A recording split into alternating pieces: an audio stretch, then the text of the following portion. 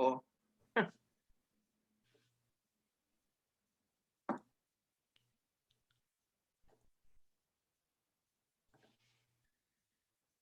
¿Qué tal? ¿Cómo están ustedes? Bienvenidos a una nueva emisión de El Ágora TV. Es el producto audiovisual que realiza el equipo de la revista elagora.net todas las semanas, analizando la fecha, pero también muchos otros elementos que surgen precisamente del fútbol y de la contingencia en general. Hoy es un día muy especial porque está de cumpleaños la Universidad de Chile, así que un gran saludo para los hinchas de la U. Y tenemos nómina de la selección. Tenemos harto material, en definitiva, para compartir con ustedes. A ver, antes de entrar al área, en materia del fútbol que se desarrolló el fin de semana o de hablar de la Universidad de Chile, yo quiero dar las gracias nuevamente y saludar a la gente de la Caja Compensación Los Andes, que nos acompaña siempre, siempre en el Ágora TV y en nuestra revista, la Caja de Compensación, desde 1953, en las familias de todos los chilenos y también al noticiario aquí y ahora de la cadena Inicia y Corporación, la cadena de radio de 53 emisoras a lo largo de Chile, en donde el equipo del Ágora todos los días, de lunes a viernes, entre 13:30 y 13:40, hace un análisis deportivo precisamente en el noticiario que conduce Óscar Cáceres. Está de cumpleaños la U, pasaron cosas importantes y están pasando en Chile. Una reflexión antes de entrar al área, muchachos. Con respecto a los medios, los medios independientes están sacando una ventaja de los medios tradicionales, producto de todos los cambios sociales que está viviendo Chile. Es interesante que la gente empiece a mirar más los medios independientes, los medios que no están comprometidos con líneas editoriales de las grandes empresas o de los grandes conglomerados políticos, etcétera, etcétera. Porque le están dando una visión y están refrescando lo que es la oferta periodística de este país. El ejemplo más importante, yo creo que lo está colocando la red en este momento, con una línea independiente, ¿verdad? Y que está generando mucho ruido y mucha audiencia, además, para que lo vean. Si como lo ven como un negocio, el tema de las comunicaciones, se den cuenta que un medio que haga periodismo independiente es un medio confiable y un medio que lo va a ver más gente, como la revista El Ágora, que es un medio absolutamente independiente. Muchachos, harto fútbol, pero yo quiero entrar a este programa. Daniel, Sergio, Matías, buenos días, les saludo primero que todo con lo que pasó en el partido de la Universidad Católica con Unión Española. Unión que le ganó a la Cato por 2 en el Estadio Santa Laura. Se vio acá por estas declaraciones del técnico Gustavo Poyet, el técnico uruguayo de Universidad Católica, que después de que expulsaran a su hijo, que trabaja con él en el banco, acusó de xenofobia, acusó que el guardalíneas, el juez asistente, ¿verdad?, los discriminó por ser extranjeros y fue una de las razones por las cuales su hijo terminó en el camarín. Abro el debate contigo, Daniel, con respecto a estas declaraciones, porque yo no comparto en absoluto, pero en absoluto, porque empírica, históricamente hemos comprobado que el fútbol chileno está abierto fundamentalmente a los agentes del Río de la Plata, a los profesionales que vienen desde allá, a uruguayos y argentinos. Así que yo creo que esto fue un mero desahogo de un papá que, para mi gusto, y ese otro debate, no debería trabajar con sus hijos. Daniel, ¿qué tal? ¿Cómo estás? Hola Marco, ¿cómo están? Bien, un poco sorprendido que pase esto en Católica, un club que tiene todo tan estructurado, tan controlado, incluso la información. Me sorprende lo de Poyet, creo que se salió de madre, se desmadró, como dicen los mexicanos, yendo más allá de lo que uno esperaba de un moderado, digamos, en general, digamos, ¿no? La Católica es como un ejemplo de una institución en nuestro país, institución deportiva.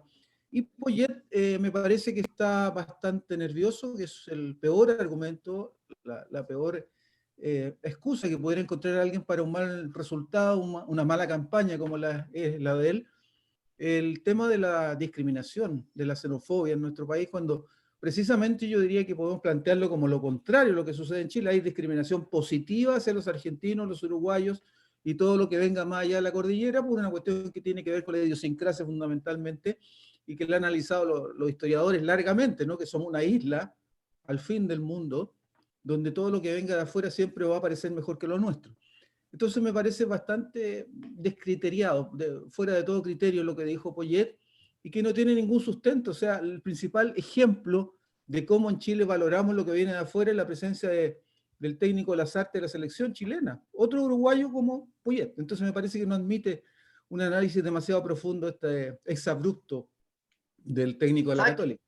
¿Sabes qué? Yo creo que admite un debate más intenso, Dani, disculpa que disienta, porque no es primera vez, no es primera vez. Yo recuerdo en la época de Gorosito, Gorosito, que era un tipo insufrible fuera del campo de juego, adentro un talento puro, también nos acusó de xenofobia. Y yo me recuerdo, porque yo trabajaba en el diario de Tercera y mi jefe era Sergio, y Sergio me hizo escribir un artículo con respecto a la xenofobia. Si había xenofobia en el fútbol chileno, una conclusión rotunda y categórica. No existe la xenofobia, menos para argentinos y menos para uruguayos en el fútbol nacional. O sea, esa famosa canción de Chito Faró, y verás como quieren en Chile el amigo cuando es extranjero, en el fútbol adquiere dimensiones tremendas. Nosotros reverenciamos a Bielsa, a Sampaoli, a Josic, técnicos extranjeros, jugadores en la historia de la Católica. Tú le dices a cualquier hincha de la Católica, ya que estamos hablando de la Cato, José Manuel Moreno, argentino, Néstor Isela, argentino, Gorosito y Acosta, argentino. Entonces, ¿de qué estamos hablando? Hoy el gerente técnico de la Católica es argentino, y muchos medios, ¿verdad?, lo tienen como, no sé, como una especie de gurú de lo que es la gerencia técnica en circunstancias que la Cato, todos sabemos, ¿verdad? Es una bipolaridad espantosa. Bien en el campeonato local y mal en el terreno internacional. Entonces, Sergio, a mí me parece que lo de Poyet es impresentable. Y después vamos a hablar de otros factores impresentables que habitualmente hacen los técnicos argentinos cuando llegan acá o al uruguayo. Sergio, ¿qué tal? ¿Cómo estás? Hola, buenos días. Bueno, yo le encuentro toda la razón a Daniel, también a ti. La xenofobia, o sea, en Chile hay xenofobia, no podemos negarlo. Pero verdad. no en el fútbol, curiosamente, no en el fútbol. Y tampoco en la música y en las artes, tampoco hay discriminación hacia lo que viene de afuera. Lo que sí, yo encuentro que Poyet se equivocó del momento. Él no tenía por qué, venía recién saliendo de una derrota inapelable, y encontró como excusa para desviar la atención sobre el comportamiento del equipo, salir con lo de a defender a su hijo acusando xenofobia. Yo he visto varios partidos de Católica y encuentro que el hijo de Poyet se sale de madre a gato. De hecho, le escuché una opinión así, medio así escondido, cuando fue el árbitro a advertirle a Poyet sobre los reclamos, le dijo, ¿y vos has jugado alguna vez? Una cosa así. ¿Se ha jugado fútbol alguna vez? O sea, ¿por qué estar provocando a los árbitros continuamente? Con esto de la pandemia y la ausencia de público en los estadios, todo lo que se dice se escucha. Y lamentablemente los cuerpos técnicos, no solo Poyet, en especial el señor Quintero de Colo-Colo, se han vuelto insoportables. Lo reclaman todo, si es a favor o en contra, o si o nada, o sea, no, cualquier cosa que pase en la cancha la reclaman, y la reclaman, y la reclaman, y la reclaman, hasta la majadería. Entonces, dime tú, ¿qué árbitro va a aguantar que lo estén permanentemente acosando desde la orilla? Ya no son los jugadores los que te reclaman tanto, son los cuerpos técnicos. Y yo creo que en ese sentido la ANFP debería intervenir y hacer un paralelo, decir, oye, paren la cuestión, ¿hasta cuándo? Es decir, una cosa es reclamar una cosa tan evidente, pero y ahora como van con una tablet, ¿no es cierto?, van viendo las repeticiones de la jugada y con mayor razón reclaman.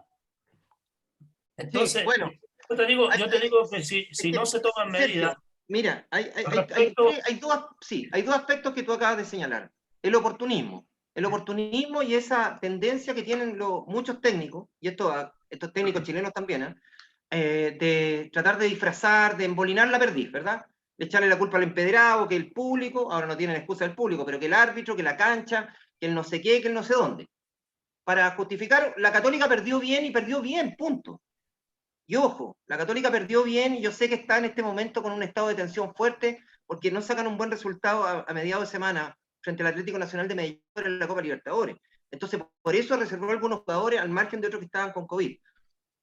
Uno, es este discurso cantinflesco, ¿verdad? Para no abordar una realidad, que su equipo jugó peor que el otro. Segundo, el hecho de que trabajen con sus hijos, de Matías, a mí me parece un gesto, yo te diría, nepotismo, pero ya exacerbado. Yo por lo menos, lo digo, yo no podría trabajar con mi hija. O sea, yo la encuentro impresentable. Por mucho que fuera la mejor abogada del mundo.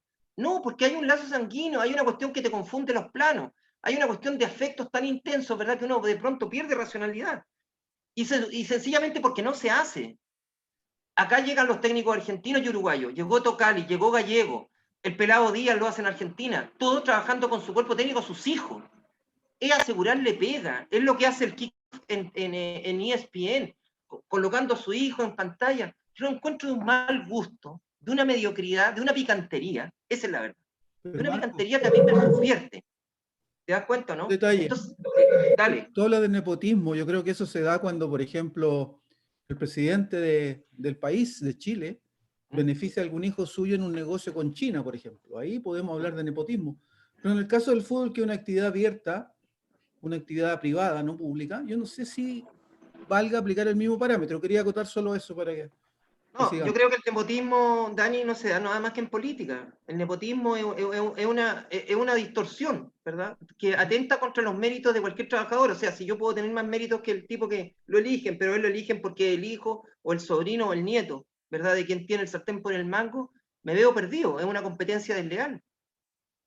puede ser. No sé, es mi percepción, que se dan en cualquier instancia de la vida. Después voy a contar una vieja historia al respecto. Matías, quería conocer tu opinión. Sí, en este caso puntual quedó claro el sábado que los lazos afectivos confunden el lazo profesional, porque claramente Poyet salió a declarar eso porque fue su hijo el que se vio, entre comillas, afectado. No estoy de acuerdo tampoco con que los hijos trabajen con sus padres, menos en este tipo de cargos tan públicos, tan expuestos. Veíamos como Diego Poyet frente a Argentino Junior mostró su peor cara, la cara de la calle, ganar como sea, ir a quitarle un balón que tiene que hacer un ayudante técnico, ir a arrebatarle el balón a un jugador que va a sacar el lateral a un jugador adversario, no tiene ninguna importancia. En este caso lo que hizo, más que calentar el partido, ganaron algunos minutos, y eso la gente católica se lo alabó en sus minutos. Mucha hinchada de Católica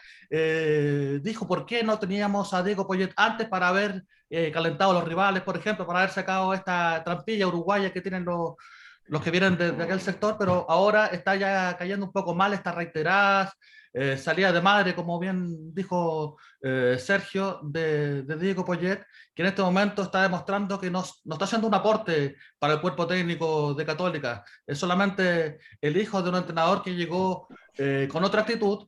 En su primer partido frente a Colo-Colo en la Supercopa, recordemos que en conferencia de prensa le llamó la atención justamente que se reclame todo en el fútbol chileno. En ese partido vio como Quintero le pedía a todos los laterales a favor de su equipo, y eso incluso se lo fue a decir a la cuarteta referee que estaba en el centro del campo. Se escuchó por el audio. Acá lo reclaman todo, decía.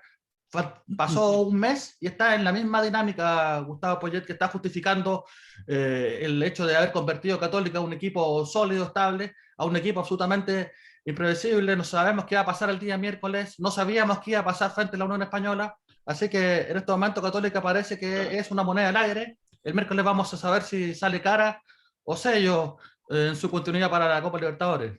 Y también seguramente va a ser la continuidad de Poyet, porque si Católica no alcanza la Sudamericana, que es una posibilidad, si Católica llega a perder y Argentino suma, Católica se va a quedar con las manos vacías. Ahí me parece que Católica se va a tomar un tiempo para pensar, porque tienen un receso de un mes para hacerlo, qué va a pasar con Gustavo Poyet.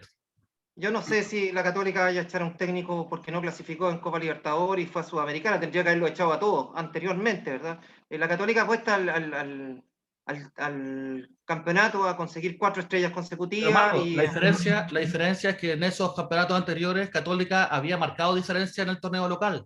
Ya estaba con 5 o 6 puntos de ventaja sobre sus perseguidores. Ahora no se ve un destino claro para la UC en el pleno chileno. Yo no tengo tan claro que sea el candidato número 1 para ser campeón. Es verdad, porque en este momento los líderes son todos equipos de menor convocatoria, o equipos llamados chicos, ¿verdad? Está Ñublense, está el Aucas, está O'Higgins. Colo-Colo creo que es el único, ¿no?, que está en la parte alta de la tabla. Ya vamos a ver la estadística del campeonato chileno. Pero acá dejemos sentados, muchachos, o por lo menos yo lo voy a hacer, voy a hablar en primera persona. Acá ya la situación de los extranjeros, ¿verdad?, que llegan a golpear la mesa, el tablero, a mí ya me tiene podrido. O sea, el fútbol es de propiedad en mayor parte, saquemos la radiografía ahora, la foto ahora, no me quiero remontar a 20 años, es de los argentinos y de los uruguayos. Fíjate quién está a cargo de la selección chilena, como decía el Dani, un uruguayo, empresario uruguayo y empresarios inescrupulosos que manejan el fútbol, Talarico, por ejemplo, presidente de Ojo, hay que diferenciar bien en lo que tú estás diciendo entre los que están por méritos reconocidos, como es el caso de Lasarte. No se vaya a pensar que estamos cuestionando la legitimidad de Lasarte. Estamos hablando en general de este fenómeno, pero que además tiene algunos aspectos que son considerables. Te vuelvo al tiro la pelota, como sería en el fútbol. Hay en nuestra sociedad, allá somos de xenofobia y discriminación, en nuestra sociedad en general. Sí, el fútbol chileno tampoco está ajeno a eso. Recordemos el episodio este que pasó en Puerto Montt, un partido de primera vez, cuando le dijeron párate negro mierda, literalmente, según el informe del árbitro a un jugador, y eso significó la expulsión y que fue muy alabado en ese momento el árbitro del partido por haberlo hecho. Ahora, pocas horas después, los mismos dos jugadores que habían sido en otro equipo estaban echando la talla en Twitter porque eran amigos. Entonces, cuesta mucho ver la línea difusa que hay en el fútbol, sobre todo que es donde se mezclan tanto los protagonistas, donde empieza la discriminación y donde empieza otro tema más bien de relación humana. Lo curioso, yo estoy de acuerdo claramente con lo que dijo Sergio. Sergio claramente apuntó a algo que es verdad. Nosotros somos xenófobos, lo somos. Lo que pasa es que en Chile nosotros no tenemos una sociedad con las contradicciones de raza que hay en Perú, por ejemplo. En Perú está claro, está el mestizo, ¿verdad? Están los indios serranos, ¿verdad? Los que vienen de los incas, están la población negra que es muy potente, y se ven las contradicciones en ese sentido en la sociedad peruana. Nosotros no, pero sí somos clasistas, por ejemplo, eso es innegable, y con el mapuche nosotros discriminamos, es así. Ahora que nos llenamos de inmigrantes, esta cuestión de la xenofobia ha ido aflorando, pero no es el caso del fútbol. Yo no recuerdo que uno haya discriminado a un técnico argentino o uruguayo por ser argentino y uruguayo. Al contrario, se le abren las puertas y se le facilita todo, y tienen mucho más crédito incluso que los técnicos chilenos o los técnicos de otras nacionalidades. Entonces, yo no encuentro asidero lo que diga Poyet, excepto porque es un oportunista que quiso justificar un fracaso sobre la base de una acusación que a todas luces es falsa. Sergio, ¿te quieres decir algo? No, yo iba a decir que el episodio en Puerto Montt no se puede hablar tampoco de racismo, porque el jugador insultado no es de raza negra. Es moreno. ¿Ah? Son amigos los dos protagonistas de esa acción. Sí, claro. Son amigos. Bueno, yo creo que le hemos dado demasiada importancia a este señor Poyet, y hay temas bastante interesantes que conversar. Aunque el tema a mí en lo particular me importa mucho. Sí. Pero, bueno, Marcos, yo creo que si en el fútbol hay algo de racismo. Afortunadamente en los últimos años ha bajado un poco porque nos hemos ido dando cuenta con las sanciones que nos ha impuesto la FIFA cuando por partidos clasificatorios, esta gente que no es de ir al estadio todos los fines de semana, sino que los convoca a la selección, muchas veces insultaban a los extranjeros, especialmente a los peruanos, los colombianos de raza negra. No olvidemos que en un clásico hace algunos años ya, entre Colo-Colo y la U, todo el Codo Norte gritando contra Faustino Asprilla, y el cántico era porque Orozco te paga con maní. Yo creo que lo recuerdan. Y así una serie de cosas que en el fútbol sí tenemos racismo, de parte de la hinchada muchas veces hacia los jugadores. Es verdad, el fútbol es fundamentalmente homofóbico. Yo lo veo más homofóbico que racista. En Europa se dan casos paradigmáticos que le tiran incluso plátano a jugadores, ¿verdad?, de color, en una situación que acá afortunadamente no hemos llegado a eso. Pero sí, acá la homofobia, que también proviene del fútbol argentino y del fútbol rioplatense en general, ¿verdad? Esto de poner huevos, esto de descalificar a tu adversario con epítetos, ¿verdad?, que están relacionados con el género femenino. O sea, la U son las madres, la Católica son las monjas, y la gente Colo-Colo son las zorras. O sea, todo tiene un carácter femenino. Tú no tenés huevo, no tenés testosterona, en el fútbol no vales nada. Entonces, ojo, hay una homofobia implícita, Daniel. Sí, pero tiene que ver ya, no iríamos muy lejos, muy profundo, un tema lingüístico, sociológico, histórico, una serie de factores que que confluyen ahí como para que se dé esa situación, digamos. Pero si la situación se da, hay que El fútbol es un analizarla. reflejo más nomás de lo que pasa alrededor. Yo creo que el fútbol, la homofobia que el hincha denota, ¿verdad? ¿Ustedes se acuerdan cuando los arqueros iban a sacar en Copa América o en clasificatoria? Y todos le gritaban puto, ¿se acuerdan? Sí. Que fue prohibido, evidentemente, por la... Esa es una cuestión claramente homofóbica también. El fútbol está lleno de eso. El aguante, el concepto machista está muy internalizado en el fútbol, y por eso también muchos periodistas, colegas nuestros, que no lo dicen en cámara, porque es políticamente incorrecto, les carga el fútbol femenino. ¿Sí? ¿Para qué estamos con cosas? O sea, yo he escuchado a colegas, insignes colegas, que transmiten incluso fútbol femenino, que fuera de cámara dicen, bueno, no me gusta, definitivamente. ¿Por qué? Porque todavía tenemos ese arraigo. Bueno, es un tema muy... Sergio. A mí me encanta el fútbol femenino. Yo lo encuentro interesante, yo encuentro que está en una etapa incipiente, pero es interesante, porque a mí me dijo alguien de la Confederación Sudamericana hace unos meses, me dijo, ¿sabes qué? La FIFA es una empresa, eso lo tenemos claro, ¿verdad? Una transnacional. La FIFA ya delimitó el techo que tiene el fútbol masculino en el mundo. El fútbol masculino topó techo desde un punto de vista de la explotación, podríamos llamar, de los recursos, podría generar 10% más para arriba, 10% más para abajo, pero hay un rango. Lo que no hay proyección todavía es el techo que tiene el fútbol femenino. Por eso... Entonces, mirado desde un punto de vista meramente empresarial, a la FIFA le interesa mucho el crecimiento de este producto.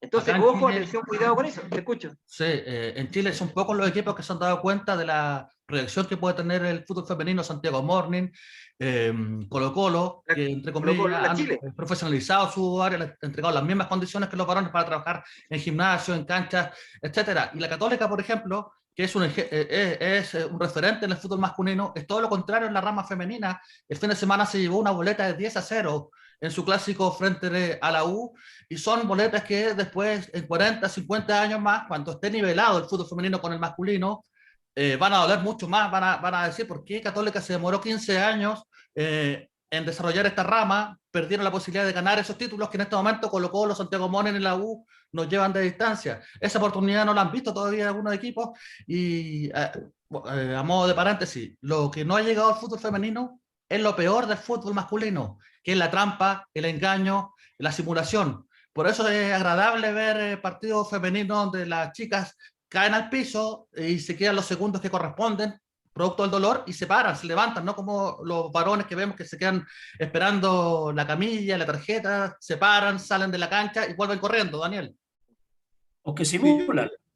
Quería acotar algo, en una posición más ecléctica de la de ustedes, de Marco y la tuya. Yo soy más bien crítico del desarrollo del fútbol femenino. Yo creo que hay una distorsión y le estamos mintiendo un poco a la gente que consume los medios de comunicación cuando hablamos del fútbol chileno como un tremendo capital humano, profesional, con proyección de ser campeón a nivel internacional. El fútbol chileno está en una etapa mínima de desarrollo todavía. Yo a eso apunto más bien en la crítica al fútbol femenino. Tenemos una jugadora de proyección internacional verdadera como es la Christiane Endler, que se fue a Francia y seguramente va a quedarse en Francia toda la vida porque se acaba de casar. Y las demás jugadoras han sido proyectadas a distintos medios, claro, más competitivos donde pagan. Pero en Chile no se justifica, desde mi perspectiva, un fútbol profesionalizado femenino porque no existe la suficiente base formativa como para darle esa condición. Digamos que el fútbol chileno profesional, un masculino, nació de una base amateur, digamos, en los barrios. Y hay millones de personas que practican fútbol en los barrios, pero en el fútbol femenino no existe ese desarrollo. A eso apunto yo un poco en mi postura crítica frente al fútbol femenino en Chile. Es verdad, yo creo que a pesar del desarrollo incipiente del fútbol femenino acá no había competencia seria, no hay una competencia profesional claramente, hay una serie de factores que atentan contra ese desarrollo, pero aún así, Dani, en pocos años las chicas se han labrado un nombre, fueron a un mundial, tenemos 2 o 3 figuras de renombre planetario, como la Christiane y otras más. Entonces, hemos ganado Copa Libertadores, entonces a pesar de que no tenía base acá en el campeonato, se han conseguido logros que yo te diría que el fútbol femenino, el fútbol masculino tardó mucho más, tardó décadas en conseguir. En fin. Oye, tomemos en cuenta que se han clasificado para los Juegos Olímpicos de Tokio. Por primera vez en la historia, el fútbol chileno femenino va a participar en una Olimpiada. Bueno, hay muchos hitos. Yo les recuerdo que la Caja Los Andes, desde 1953, está acompañando a las familias chilenas en época de pandemia. pandemia, en épocas de crisis, con mayor razón. Acércate a Caja Logiza, afíliate, asóciate y obtendrás un montón de beneficios. Aquí y ahora, todos los días en la cadena de las radios Corporación e Inicia, sin 13 emisoras. A partir de las 13:30 escucharás el comentario precisamente deportivo del equipo El Ágora, de la revista elagora.net, tu revista, un medio independiente. Apóyalo, léenos, lo vaya a pasar bien. Muchachos, está de cumpleaños la Chile. Yo quiero darle la palabra a Daniel, a Sergio, son gente hinchas de la U, acá no tenemos ningún problema en ocultar nuestra militancia. Y así como cuando hablamos del cumpleaños de Unión Española hace poquito, y me preguntaban, Marco, ¿cuáles fueron tus ídolos? ¿Por qué te hiciste hincha de Unión? A mí me gustaría preguntarle un poco de dónde viene el arraigo, tanto de Daniel primero y de Sergio después, con respecto de la U, si recuerdan algún jugador, algún partido emblemático que encendió la pasión por Chile entre ustedes. Sí, primero una precisión, yo no me considero realmente un hincha de la UBA, yo fui hincha en su momento, cuando estudié en la universidad había una identificación, digamos, en la Universidad de Chile, en el pedagógico, pero cuando me convertí en periodista me fui distanciando, fui tomando una postura bastante crítica. A veces los periodistas que han sido hinchas de un equipo son bastante más duros con los mismos equipos que los propios neutrales, digamos, ¿no? Suele Eso ocurrir. Entonces no me pondría en la categoría de hincha porque... ¿Y de niño, Dani? ¿De niño? De niño fue un buen niño.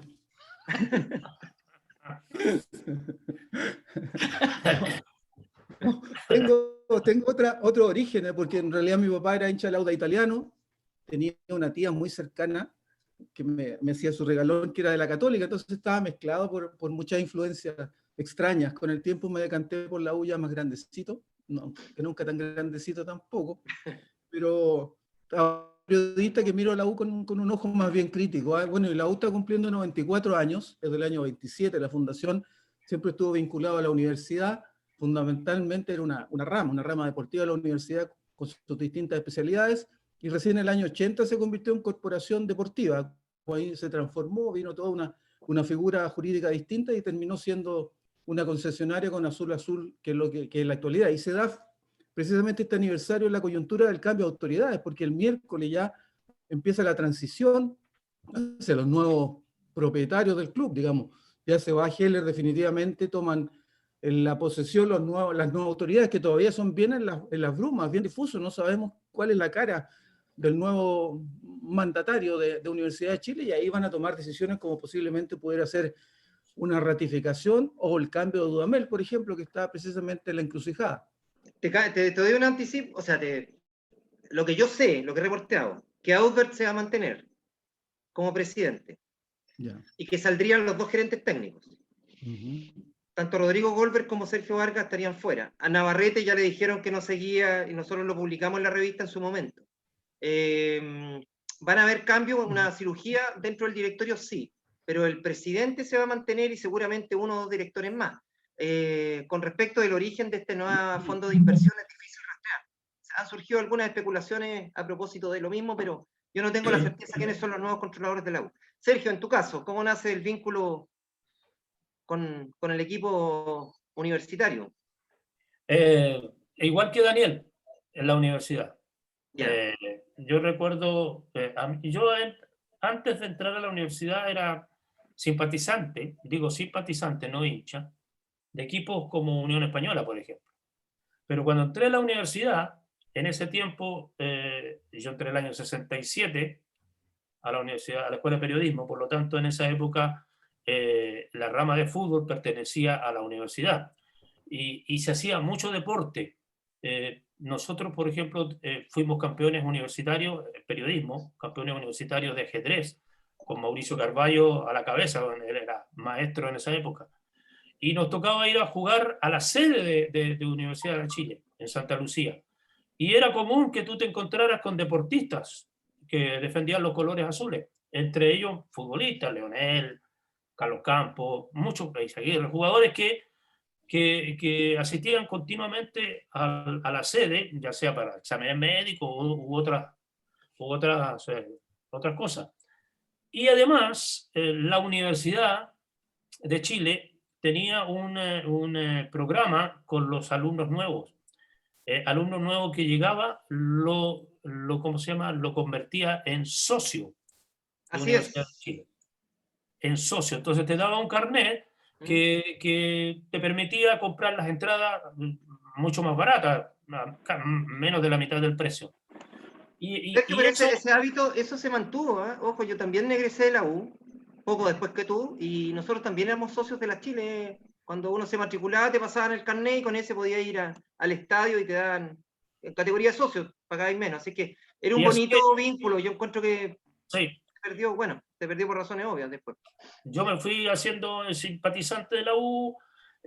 Además, Daniel lo recuerda perfectamente, que participábamos en las competencias universitarias de fútbol, y eso te hacía un arraigo mayor. Pero a diferencia de Daniel, que dice que él fue hincha primero y neutral después, yo al principio era neutral. En los primeros años de periodismo yo no permitía, pero no permitía, o sea, que ninguno de los periodistas que trabajaban conmigo evidenciaran sus simpatías por algún club en especial, porque yo pensaba que eso les restaba neutralidad, les restaba subjetividad. Pero ahora que ya ha pasado mucho tiempo, que dejé de ser periodista deportivo, ahora en el Ágora he retomado esa senda, me he vuelto más hincha, fíjate. Mira tú, qué curioso. Interesante, estamos celebrando con Además, ustedes, perdón, Marco, estos 94 años de vida del Club Universitario. Te escucho. perdón, Marco, una acotación.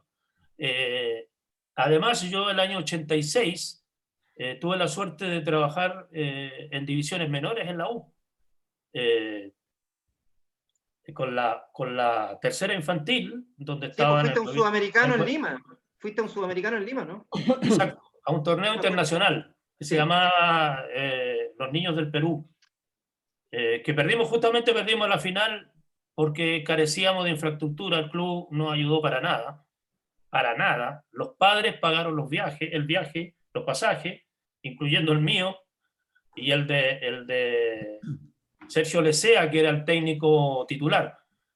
Y no teníamos ni camiseta, con decirte que la final la jugamos a las 12 del día con camisetas de este mismo género, manga larga y con más de 30 grados de calor. Los muchachos aguantaron, porque se jugó, incluso perdimos en el alargue, aguantaron lo que pudieron, pero con esas camisetas que Claro. tú la transpirabas y se transformaban en una verdadera coraza. Era imposible. Con camisetas de polar bajo el sol de Lima, Marco, a mediodía. Linda historia, Daniel. Marco, esta es una comprobación de que los técnicos no dejan de ser técnicos nunca en su vida. Tienen la excusa a flor de piel y ya pasaron 40 años y Sergio todavía está disculpándose porque... No, pero espérate. Espérate. Perdón, yo soy testigo, porque yo trabajaba en el diario La Tercera junto con Sergio, que cuando llegó el sudamericano, ¿te acordás? Estaba Ernesto Busto a cargo de la sección, estaba Orlando Escárate, estaba don Floro Maulén, que en paz descansen ambos, ¿verdad? Orlando y don Floro. Y Sergio, sí, pues Sergio contaba eso. Sergio contaba que no, y contaba, estamos hablando hace 30 años, ustedes se pueden imaginar a Sergio Gería hace 30 años. No teníamos camiseta.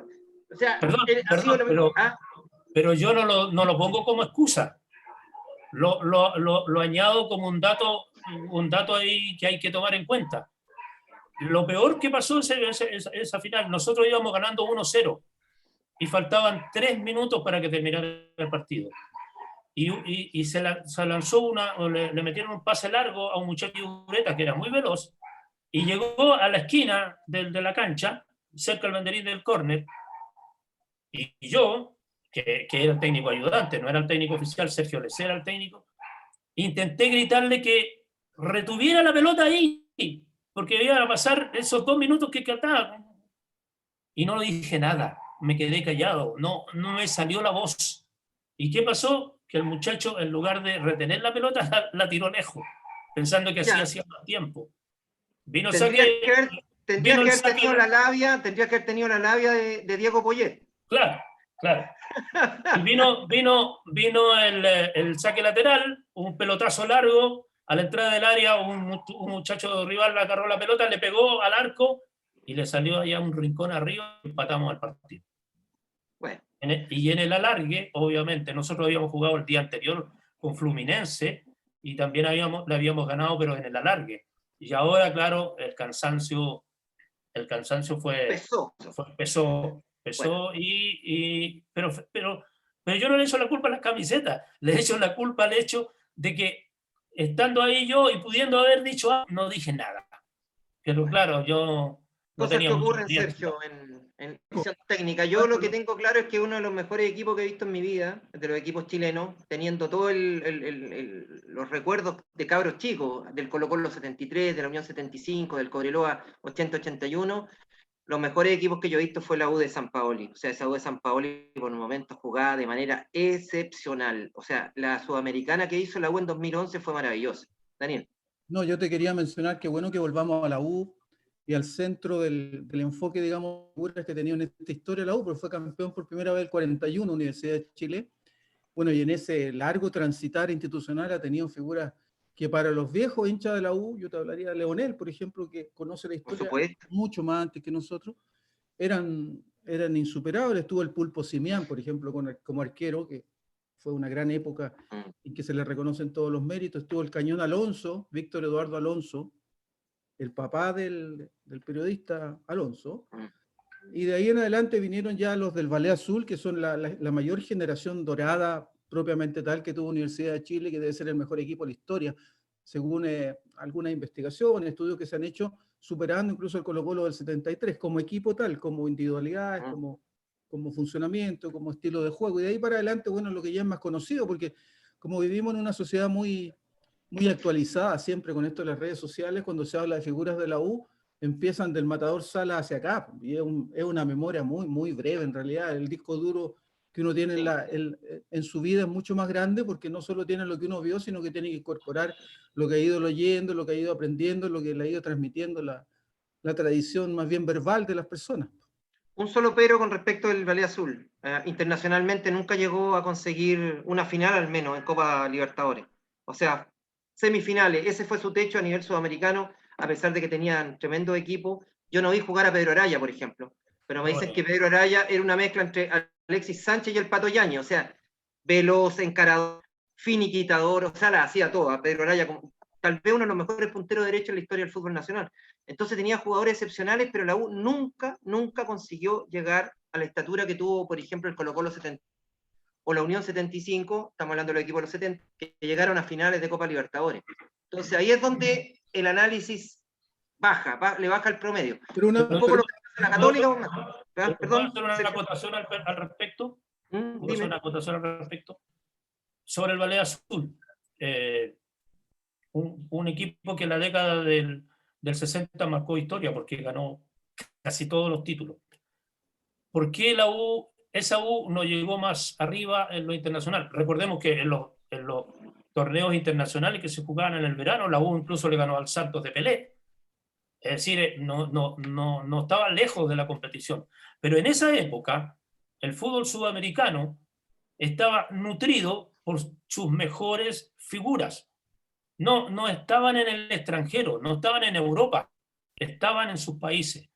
Pelé jugaba en Brasil, los mejores jugadores argentinos estaban en Argentina, los mejores uruguayos estaban en Uruguay. Entonces, en esa época, la competitividad internacional era distinta a la de ahora, o a la de hace pocos, hasta los últimos 20 años, por ejemplo. Esa era la época en que venía un equipo de Europa y los sudamericanos barrían con ellos, porque tenían a los mejores jugadores sudamericanos en este territorio, no en Europa. Entonces la competitividad, o sea, ganar un título era mucho más difícil para el fútbol chileno que en épocas posteriores. Bueno, yo le iba a preguntar al Mati que a propósito de estos fracasos que no llegue, digamos, más allá en Copas Internacionales, lo que le está pasando a la Cato, y la Cato tiene un partido realmente importantísimo, el partido más importante que va a jugar este semestre. Lo va a jugar esta semana frente al Atlético Nacional de Medellín, afortunadamente, en San Carlos. ¿Tú crees que ya el Chapa y Dituro van a poder jugar, no? Pues fueron separados del plantel por COVID fin de semana. ¿No van a estar? no van a estar, ya son bajas, ya confirmadas. Va a ser el arquero el Zanahoria Pérez, que debutó frente a Unión No Española. muy bien, ¿eh? No muy bien, no muy bien No debutó, anduvo ¿eh? bien. Matías, Un Matías, poco permíteme inseguro. un segundo. Dani. ¿Podrías tú conseguir que la Católica le cambie el apodo al Zanahoria? No puedes tener un arquero que se llame el Zanahoria como apodo porque lo desmerece y lo minimiza absolutamente. Los argentinos les ponen un apodo, no sé, pues, el Superman o cosas de ese tipo. Pero el Zanahoria ya yo creo que entra disminuido a la cancha. Era una Bueno, acotación un él poco... tiene otro Imagínate apodo. el Zanahoria que el Zanahoria enfrenta al Conejo Rosell, imagínate. Él le gusta que le digan Iker. De hecho, su ¿Perdón? Twitter es Iker Pérez. Y Iker.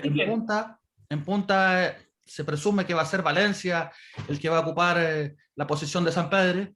Está suspendido Sampedri, cumplió su tercera tarjeta amarilla, así que no va a poder estar. Guardó a Puig algunos minutos para que esté en condiciones este miércoles a las 22, partido muy duro que va a tener la Católica frente a un Atlético Nacional que también se viene a jugar el futuro internacional. Tiene que ganar para seguir en la Copa Libertadores, así que se espera un compromiso abierto, porque el empate tampoco le sirve directamente a Católica, porque si empata contra Atlético Nacional, tiene que esperar el resultado de Nacional con Argentinos Juniors, y lo más probable, conociendo la historia de enfrentamiento entre equipos argentinos y uruguayos, siempre se da el resultado que favorece al que lo necesita. En este caso, Nacional es probable que le gane a Argentinos Juniors, que está con 12 puntos cómodamente clasificado. Entonces, en ese escenario, con el empate entre Católica y Nacional, quedarían los dos fuera y los uruguayos adentro. Católica clasificaría a la Copa Sudamericana. De todas maneras, no es el objetivo que busca la UC. Tiene que ganar este compromiso. Nacional es un equipo también algo mentiroso, una cara en Colombia, otra muy distinta ha mostrado en el extranjero, así que Católica, a pesar de las ausencias, esperemos que mantenga el nivel que le vimos frente a Argentinos Juniors en Argentina y al propio Nacional en San Carlos. No los otros partidos, porque realmente Poyet está convirtiendo a su equipo en un conjunto bipolar. Esperemos que esta vez despierten con la luz encendida de los jugadores. Un factor que siempre va a ayudar es jugar contra un equipo colombiano a las 10 de la noche en San Carlos de Apoquindo, una noche de mayo. Te encargo el frío que va a haber por lo menos los primeros minutos. Los colombianos van a entrar más forrados que los jugadores de Sergio Jerez en Lima. Van a jugar con polar los pobrecillos. Bueno, muchachos, 30 segunditos para ir cerrando este programa. Daniel, ¿alguna reflexión que te quedó en el tintero? No, aparte de que muy poco el tiempo siempre para destacar todas las figuras que tuvo la U en su historia, ¿no? Mencionando especialmente a Leonel Sánchez, quien se está recuperando de una afección pulmonar. Carlos Campos desapareció hace poco, que son como los símbolos, Sergio Navarro, los símbolos del ballet. Pero lo otro nos quedó al margen, bueno, y habrá tiempo más adelante de hablar de la selección, porque hoy día se dio a conocer la nómina, donde aparece que uno suponía que no iban a estar porque no vienen jugando. O sea, Gary Medel no ha jugado largo tiempo, reapareció este fin de semana muy mal, perdió su equipo, fue goleado y aparece en la nómina de Lasarte. Está Vidal, que no ha jugado por lesión, pero también está ahí, suponíamos que le iba a respetar su influencia en el plantel. Está Alexis, por supuesto. De manera que hay algunas novedades que seguramente las vamos a analizar en un próximo programa. Sergio. Sí, bueno, llama la atención la inclusión de Ben Brereton, el jugador que juega en el Blackburn Rovers de la segunda división de Inglaterra. ¿Lo has visto jugar, Sergio? No, porque esos partidos no lo transmiten. Hizo 7 goles de temporada. Lo transmiten solamente la Premier League. Pero tiene 22 años, su mamá es chilena, de apellido Díaz. Ha sido toda una novedad y además toda una discusión. Yo estuve viendo algunos programas de televisión donde había comentaristas que decían que era impresentable y que llamaran a un jugador como Brereton, y que por qué Lasarte tenía que andar buscando jugadores, haciendo lo mismo que hizo Rueda. Recordemos que Reinaldo Rueda hizo una búsqueda en el extranjero de cualquier jugador que tuviera alguna ligación con Chile y que pudiera aportar a la selección. Lo encontraban que no correspondía. ¿Te acuerdas tú de Niklas Castro, un chico que jugaba en la segunda o en la primera B de Noruega? Lo están haciendo todos los países. Eso lo están haciendo todos hoy en día. Bueno, Sampaoli lo hizo en su momento, ¿te acuerdas que quería traer a la Rondo, al centro delantero que está en O'Higgins? Sí, se hace un barrido, ¿verdad? De pronto te puedes encontrar con gente interesante, pero hay que verlo, en una de esas es un aporte, no sé. Oye, no está en mi mapa futbolístico. A Chile, el volante argentino de Colo-Colo, que también Es verdad. tiene raíces chilenas, también lo trataron de traer a la selección alguna vez. Así es. Matías. Sí, y Bielsa también, recordemos que también buscó algunos futbolistas para Roja. Al suizo, ¿cómo se llaman los hermanos que juegan en Suiza? Rodríguez. Rodríguez. Bielsa le había echado el ojo. Y Mico Albornoz, ¿te acuerdas? Claro. Mico Albornoz lo trajo Bielsa. Claro. Algunos saludos de nuestros amigos, Alberto Gordillo. Vamos con los saludos, vamos, que nos están mirando. Alberto Gordillo, pura excusa de Poyet para justificar su mal rendimiento, que lo saquen luego, nos comenta hincha de Católica. También Jonathan Pereira, saludos a todos. Falta que este programa esté en la televisión abierta, nos dice Jonathan Pereira. Ricardo Lazo también, si el fútbol masculino, el mayor porcentaje público es también masculino, debería cambiar también las mujeres su gusto por el fútbol, nos pregunta. Claro, si a más mujeres les gusta el fútbol, más mujeres van a ir a los estadios cuando se produzca la apertura de puertas. Lorena Valdés, muchos saludos a Marcos Sotomayor. Algunos de los saludos Muchas de gracias. nuestros amigos. Nos vamos, muchachos. Los dejamos invitados, por supuesto, para el próximo programa de Ágora TV. Las Artes se acordó que ahí al ladito está el Keno Mena, el titular en Racing. Preguntarle a Rueda por qué nunca le dio bola al Keno Mena no teniendo laterales izquierdos. No hay laterales izquierdos en Chile, no hay. Ya, el chico Ramírez de la U incipiente. En la Católica a Parot lo sacaron, ponen a Cornejo que no marca mucho. En Unión Española tienen que hacer jugar a Mañasco por la izquierda. Un desastre. No hay laterales izquierdos. Colo-Colo tiene que colocar a Suazo nuevamente, que para mí es más volante que lateral, pero bueno. Y estaba el Keno Mena jugando en Racing a gran altura y Rueda no le da bola, nadie sabe por qué. Bueno, por lo menos Las Artes se acordó del exjugador de la U y de Santiago Wanderers. Y se acordó también de Eduardo Vargas. De Eduardo Vargas, uno de los goleadores históricos de nuestra selección. Un abrazo para todos y para todas, para la gente de la U que está de cumpleaños, y nos reencontramos la próxima semana en el Ágora TV. Chau.